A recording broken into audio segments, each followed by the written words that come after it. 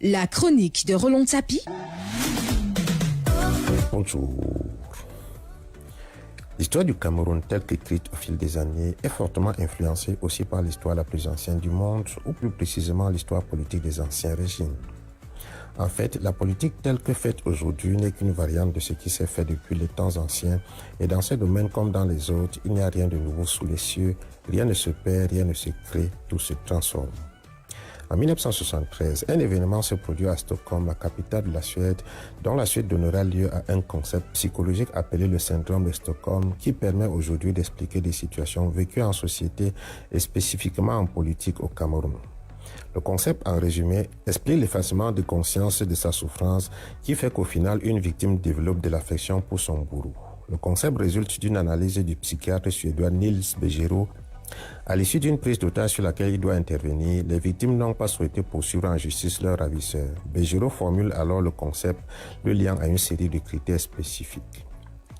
Le 23 août 1973, en effet, un prisonnier récemment libéré, Jan Erik Olsson, tente de commettre un braquage dans l'agence de Kreditbanken à Stockholm à une heure où la succursale vient d'ouvrir et n'a pas encore de clients. Lorsqu'il tire une rafale de pistolet mitrailleur en l'air, des dizaines d'employés s'enfuient ou se jettent au sol. L'intervention des forces de l'ordre l'incite à se retrancher dans la banque où il relâche le personnel, ne prenant en otage que 4 personnes, 3 femmes et un homme. Il demande aux négociateurs 3 millions de couronnes, des armes, un gilet pare-balles et un avion pour s'enfuir et obtient la libération de son compagnon de cellule, Clark Olofsson, qui peut le rejoindre. Les 2 hommes et leurs otages se retranchent dans la chambre forte de la banque.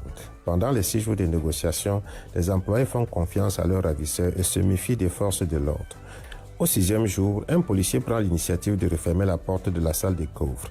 Les 6 personnes sont prises au piège. Malgré le cloisonnement, otages et ravisseurs finissent par développer un sentiment mutuel d'estime et de sympathie. La police perce des trous dans le plafond de la chambre forte et fait usage du gaz anesthésiant, ce qui permet leur libération.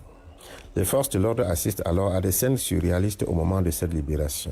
Les employés refusent d'être secourus, mais Christine, l'une des otages, sténographe dans la banque, exige tout de même que les otages passent devant, de peur que les 2 criminels soient abattus par la police.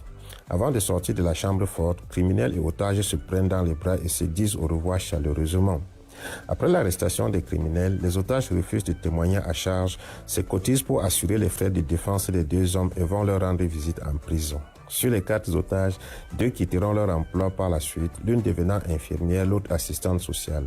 Clark Olofsson, l'un des preneurs d'otages, et Christine Enmark, une victime, entretiennent par la suite une relation amoureuse et restent en bons termes. L'attitude des otages a été expliquée par ces derniers comme un mécanisme de défense pour affronter la situation en l'absence d'aide, car les agissements de la police auraient plus mis en danger leur vie que les preneurs d'otages eux-mêmes. Mais avant la survenance des événements de Stockholm, Eric Fromm, un autre psychiatre, avait déjà énoncé 33 ans plus tôt, en 1940, les bases psychologiques causant ce syndrome sans le nommer ainsi. Dans l'essai intitulé « La peur de la liberté », il décrit la vénération de l'enfant envers un père despotique et autoritaire ainsi que son identification à lui comme un moyen d'échapper à l'angoisse que lui provoquerait la confrontation ainsi que pour éviter le sentiment de culpabilité que lui procurerait le fait de le haïr. Il décrit ce même phénomène dans la relation que le citoyen d'un régime despotique entretient avec le dictateur. L'amour ou la vénération devient ainsi des palliatifs qui résolvent magiquement toute la complexité conflictuelle de la situation.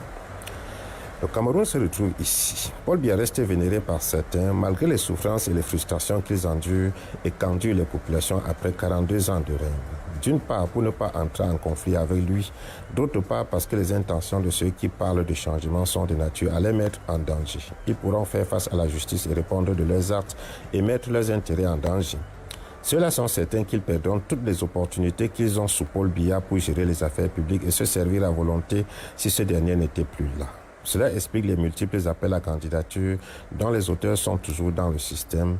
Cela explique l'engouement et la violence verbale avec laquelle certains ministres le défendent juste par peur de perdre leur poste. Cela explique aussi les actes de ce groupe de jeunes, entre guillemets, qui, dans une misère ambiante et généralisée, un chômage endémique qui pousse les compatriotes hors des frontières, trouvent le moyen de se mettre en scène en théâtralisant par le transport de l'argent dans un sac le paiement de la caution de Paul Biya à l'élection. Rien de différent avec l'otage de Stockholm qui, pour se protéger de son bourreau de preneur d'otages, finit par l'aimer, mais en l'oubliant. qu'il consolidait plutôt sa place en cage. À deux.